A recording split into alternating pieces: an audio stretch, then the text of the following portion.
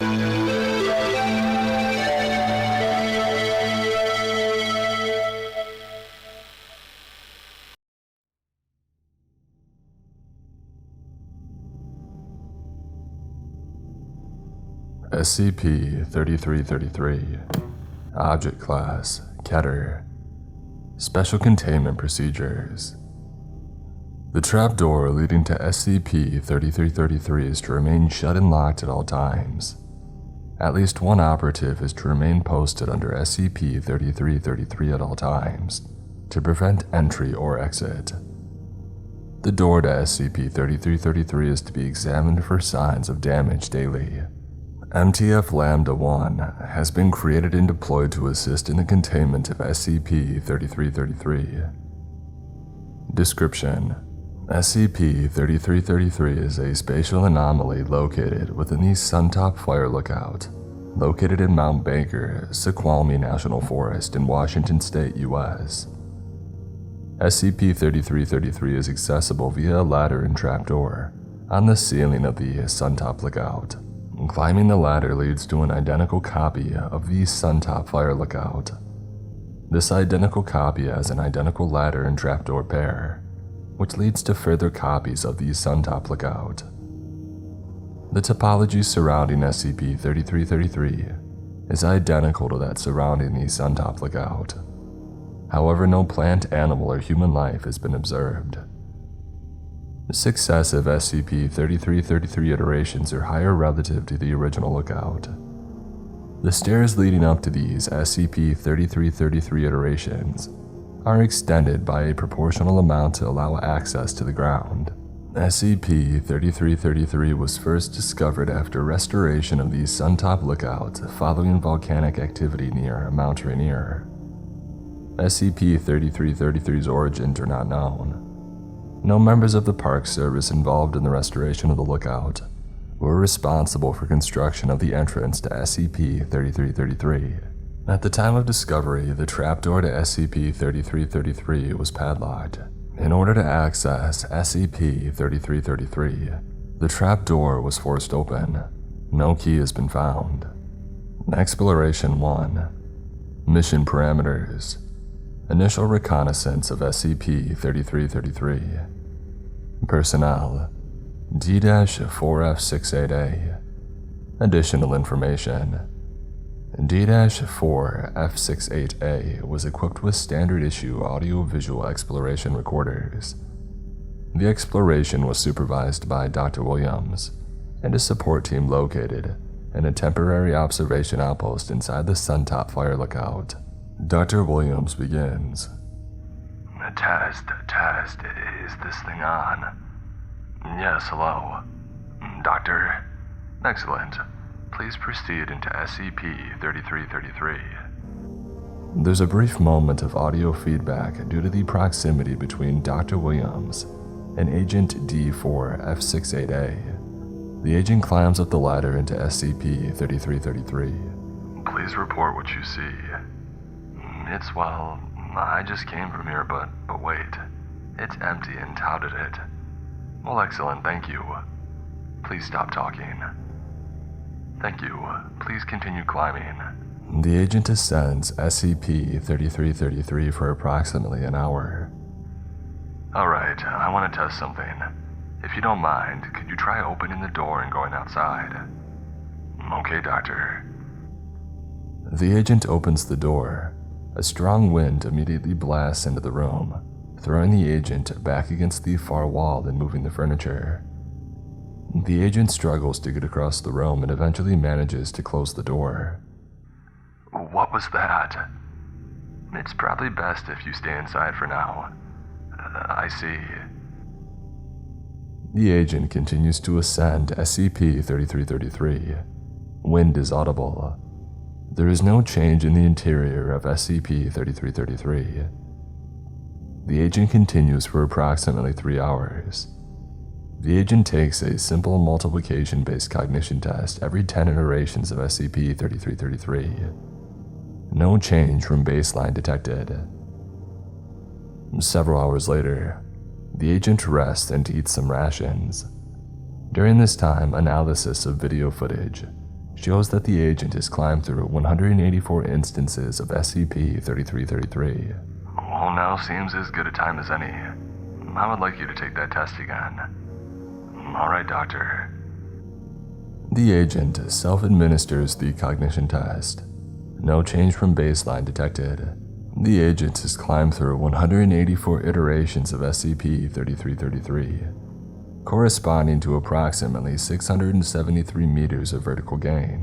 While some subtle elevation difference is observable, it is far less than expected. Doctor. Yes. What is this for? The test. Well, I guess it can't hurt. It's to test how thin the air is. Well, how? As the air gets thinner, your brain slows down basically. Am I going to die? No, the test results are the same as they were down here. You're not going up as much as you should. Oh, thanks, Doctor. No problem. Please continue climbing. The agent continues climbing for 4 more hours. The sun sets and the agent makes camp and sleeps. The following morning, the agent continues ascending SCP-3333. Doctor, do you see that? What? Over there on that peak, are there people up there? On a ridge southwest of SCP-3333, 2 small figures can be seen. They are standing motionless. These figures can only be seen from the agent's perspective. They are not visible from base camp. Are there any binoculars in here? I need to see. Give us a good look with the camera too. We need to zoom in. I found it. The agent looks through the binoculars at the figures. Base camp attempts to zoom in on the figures with the agent's camera view. However, the resolution is too low and nothing can be made out. I can't see them. They're just out of focus. Oh God. The figures turn around and go behind the ridge. They saw the reflection of the binoculars. Are you sure? They looked right at me. I think one of them pointed. I see.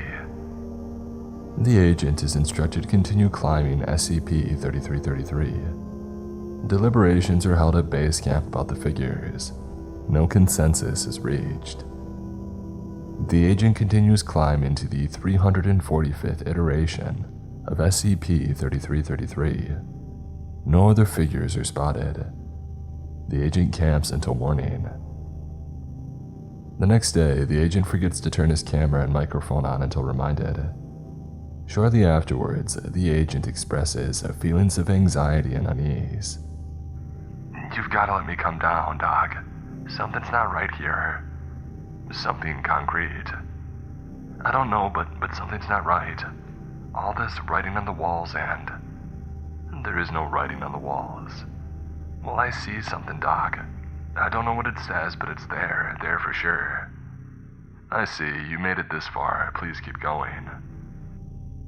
The agent continues ascending SCP-3333, occasionally requesting to be allowed to return to base. All requests are denied. Video footage is analyzed for writing or memetic agents, but none are found. On the 527th level, the topology of SCP-3333 drastically changes.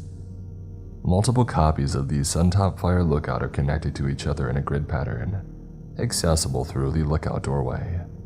There is no natural light, and no sign of sky or ground. It is completely dark. No lookout has a trapdoor or ladder. This isn't right, Doc. You've got to let me come down. I can't see. Calm down, please. You have an emergency headlamp and flashlight in your backpack.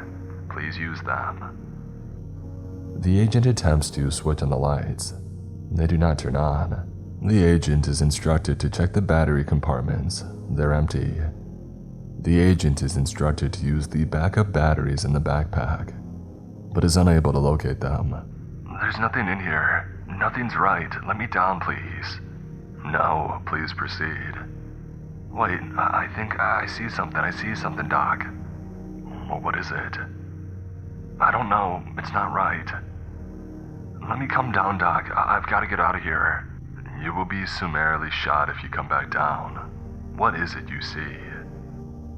The agent's camera and microphone cut out simultaneously. What? Agent, what just happened? Did he turn off his recorders? What happened? Analysis of D4F68A's video footage is unable to reveal cause of communication blackout. Equipment error is ruled unlikely.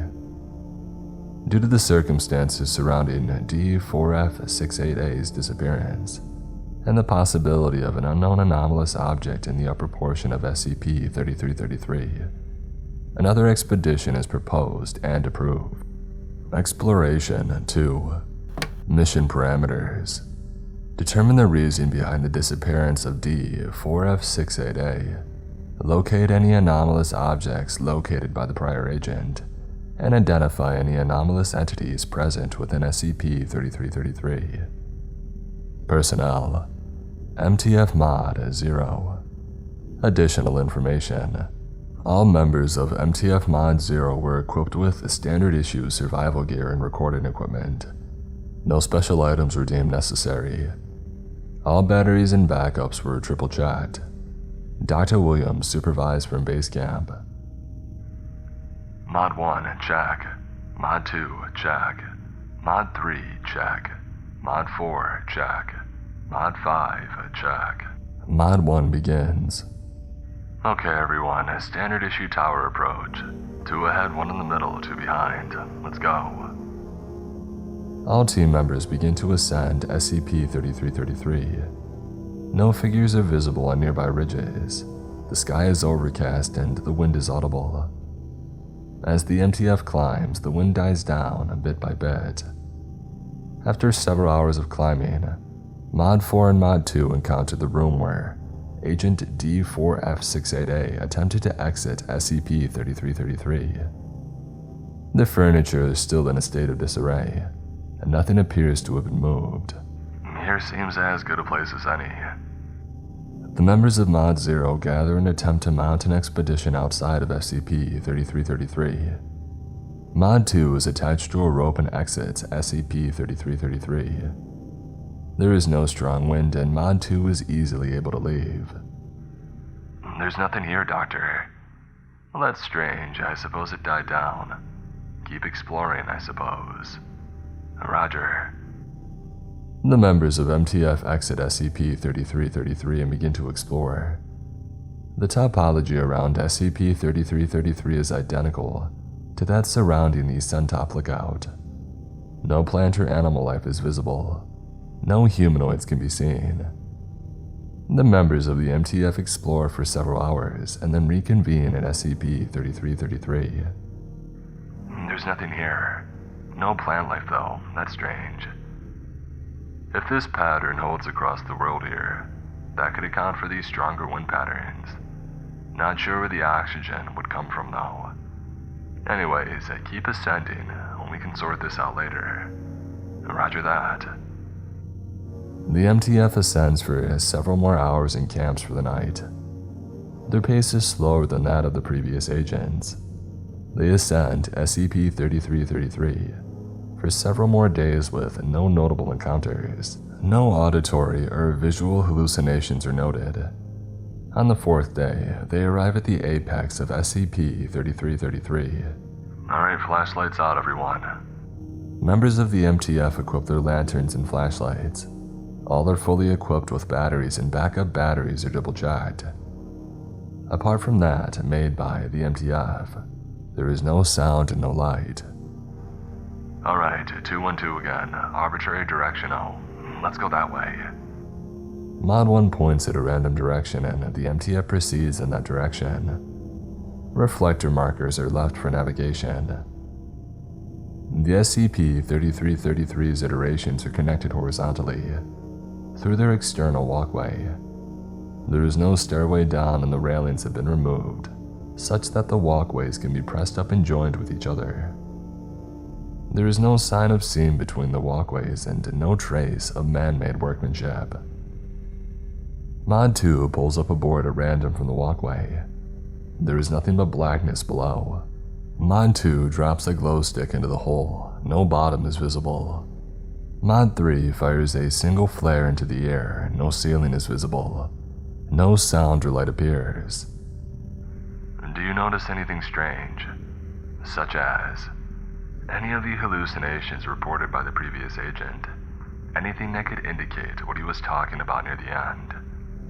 No. No sign of the body or equipment either. Do you want us to prioritize that? Well, I think it would be somewhat helpful if you could. There doesn't appear to be a pattern or a purpose to these rooms anyways. Roger.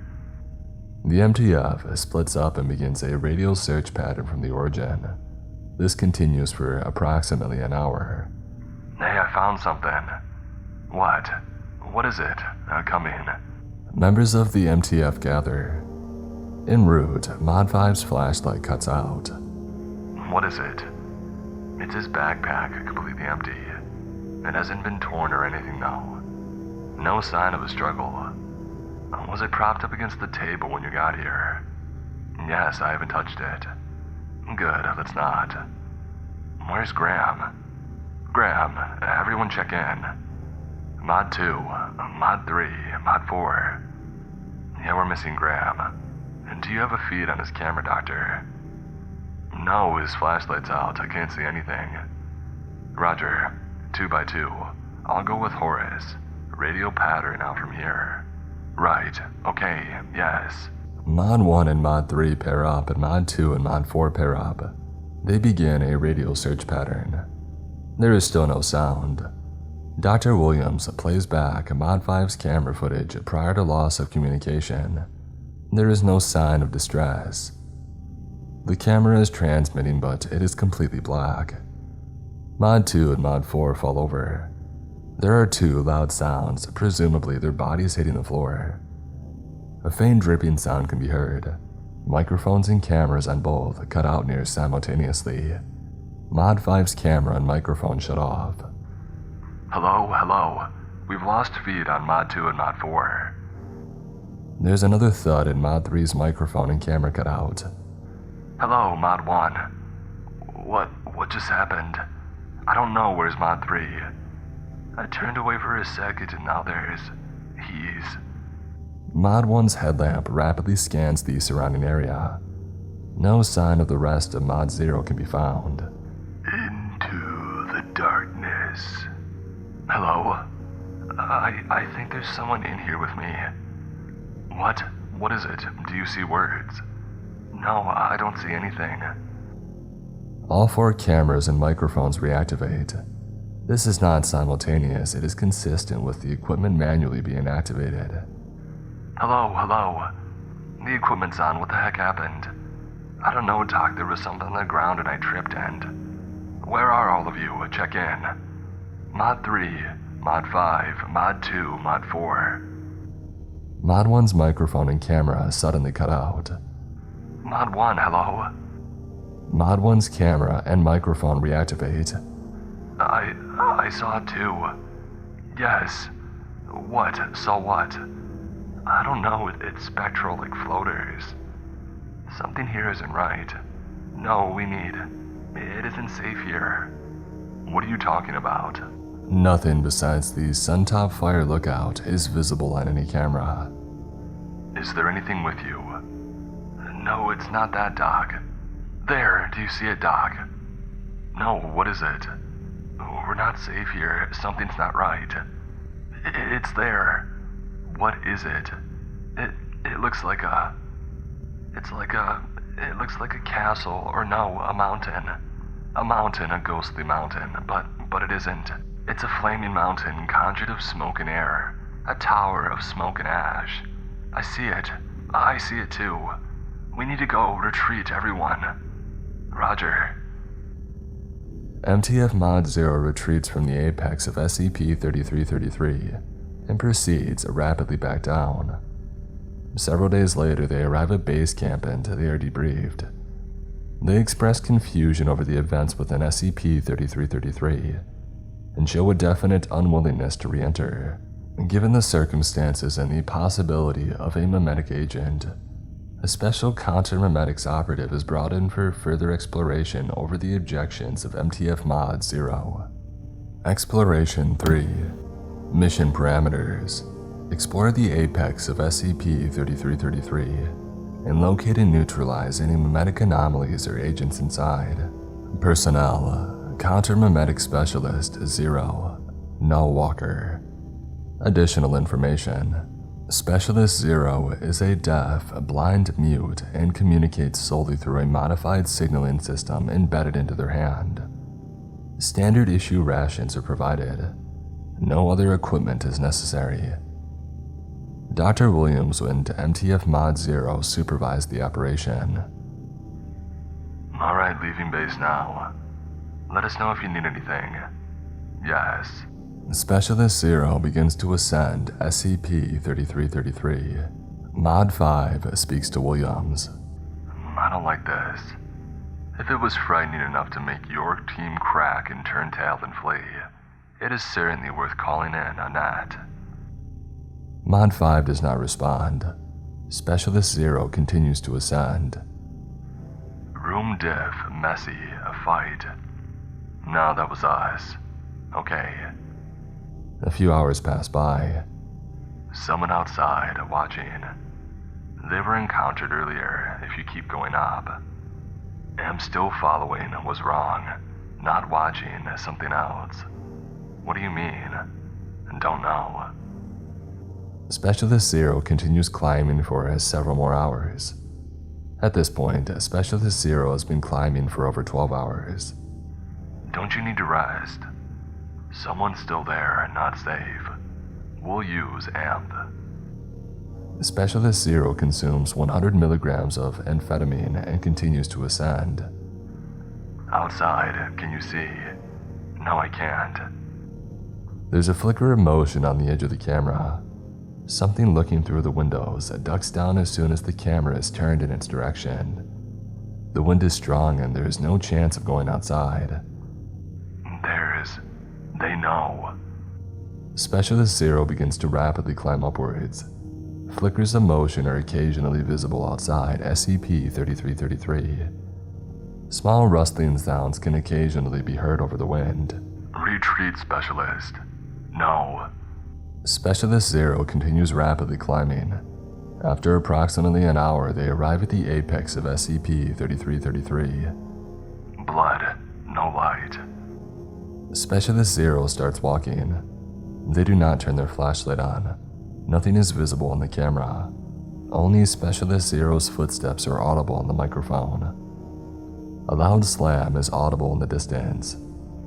Here. No hazards. Specialist 0 begins walking faster and then stops suddenly. Several small rustlings can be heard. They quickly cease. Body. There is a sound of shifting clothing as Specialist 0 bends down. The rustlings can be heard again, louder and closer. Get out of there, Specialist. A gnat. Several squishing sounds can be heard. Body. Blood. Internal organs, muscles, smooth. Too soft. Hard. Metal. The rustlings grow in size, getting closer and closer. They surround Specialist 0 and overlap, turning into one continuous drone. Get out, Specialist. Leave it. Go. Metal words. There's a thud. No. A gnat. A gnat. Lights. Lights out. Where is light? A gnat. There is a mountain. I need to come down. Where is the light? A gnat. Specialist 0's flashlight turns on. Specialist 0's land on the ground. The light illuminates a pile of muscles, organs, and bones in advanced decomposition. A metal dog tag is visible clutched in Specialist 0's hand. It reads, MTF Mod 5, Graham Purcell. Data expunged. Addendum 1. Following the events of Exploration 3, the entities inside of SCP-3333, hereafter designated SCP-3333-1, killed or impersonated all members present at Temporary Observation Post 3333. No distress signal was sent. and Exploration 3 was not forwarded before its conclusion. SCP-3333-1 entities maintain the facade of observation and exploration of SCP-3333, and continually requested manpower and equipment for a period of over 1 month. The ruse was only discovered when a supply assistant managed to send an emergency message before being killed or impersonated. Recontainment teams arriving at SCP-3333 found it completely abandoned. Over 50 personnel were lost. Given the large number of SCP-3333-1 entities assumed to have been released, including those who did not impersonate a member of the Foundation, the Single-Purpose Task Force Lambda-1 has been created for the purpose of researching, hunting, and neutralizing SCP-3333-1 instances. Addendum 2. On 4/2/2039, a coded message was received from Dr. Williams' cellular phone. It did not appear to have been sent from inside SCP-3333. However, the exact location has not yet been identified. The message contained the following log of Dr. Williams, almost certainly as she was fleeing from MTF Mod 0. For completion, this message is included. Reader discretion is advised. Dr. Ardman. The following was recorded by Dr. Williams on her cell phone while inside SCP-3333. The footage begins slightly after the end of Exploration 3. Dr. Williams is climbing upwards through SCP-3333, camera attached to her side. She is breathing heavily and appears to be running from something. Gunshots can be heard down below.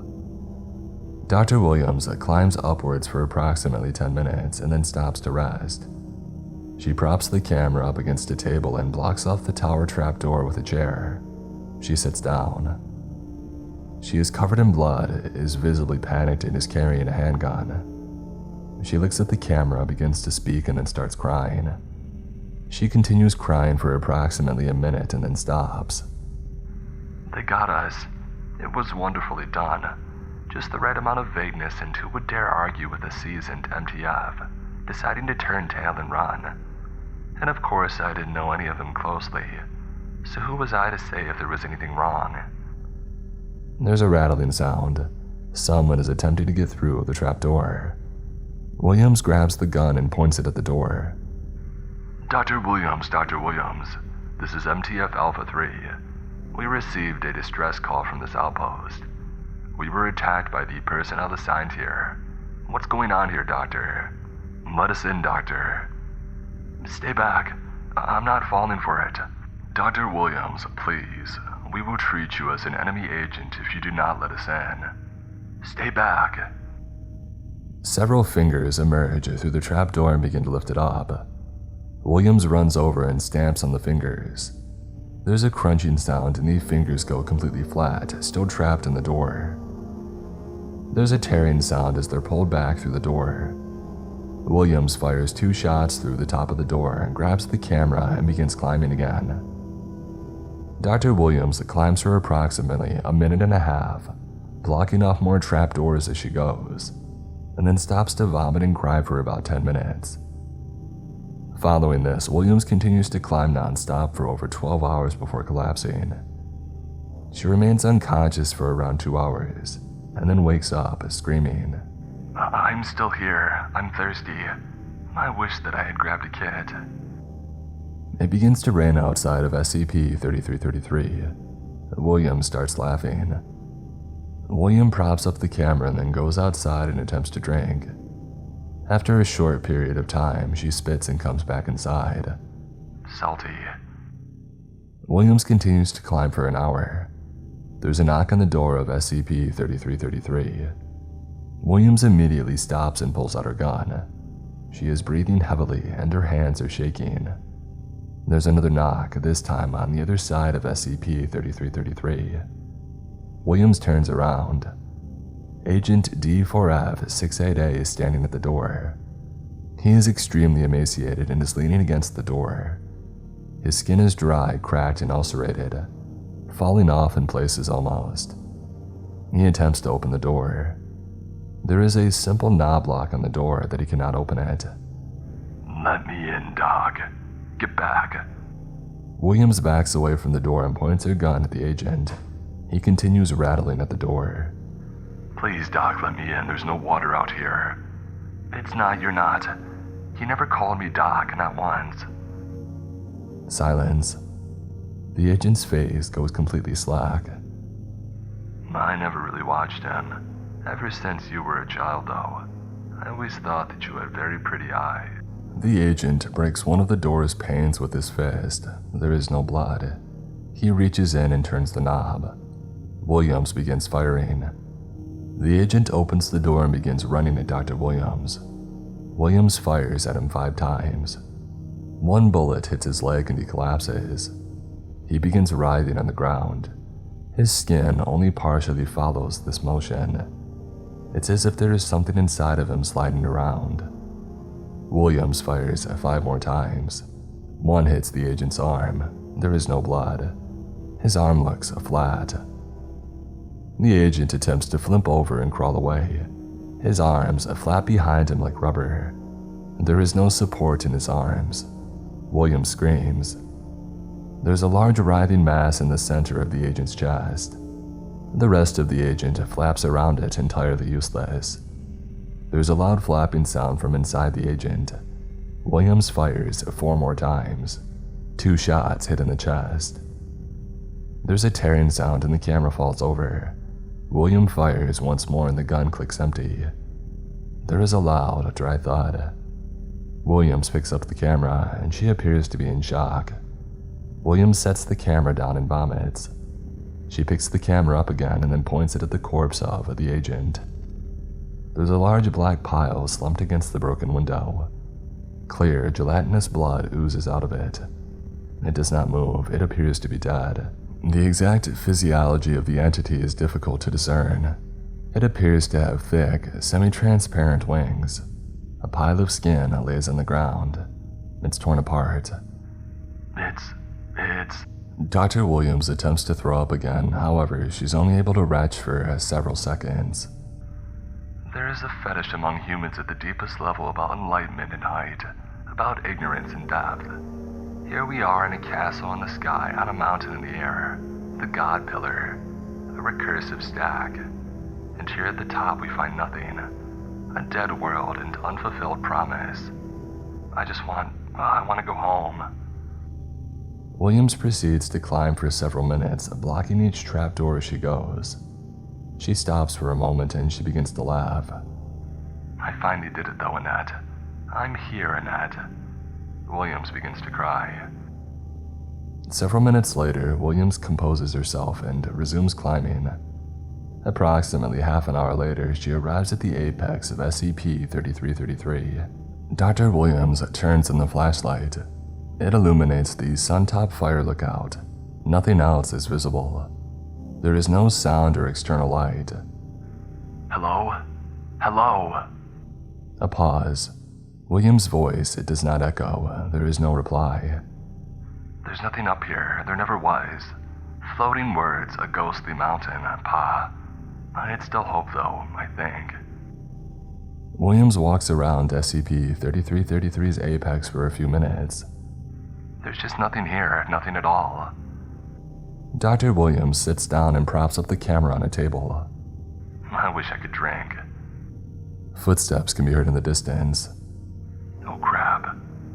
The footsteps get closer. They are uneven and rough, heavy feet slamming with each step. Occasionally they stop and there's a wet thunk as the person hits furniture or a wall. No.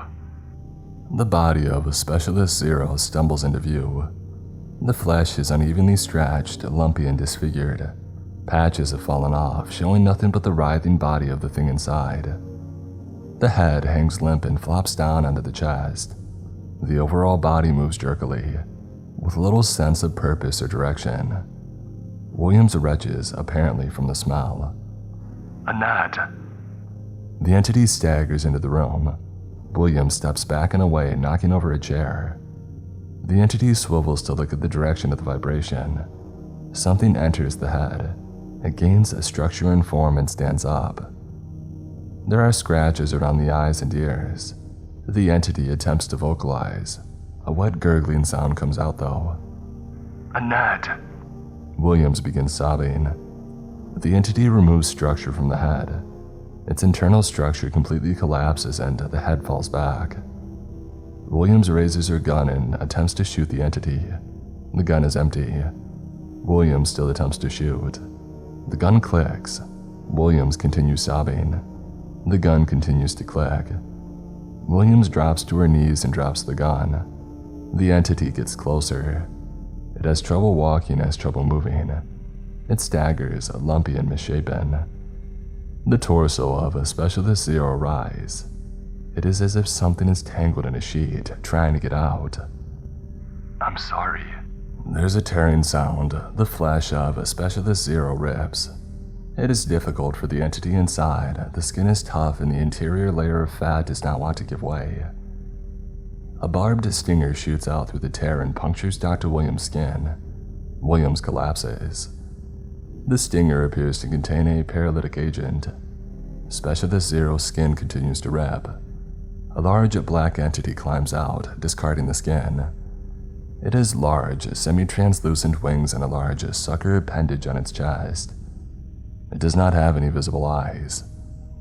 Its skin is extremely thin, organs can be seen through some viscous internal fluid, but no bones.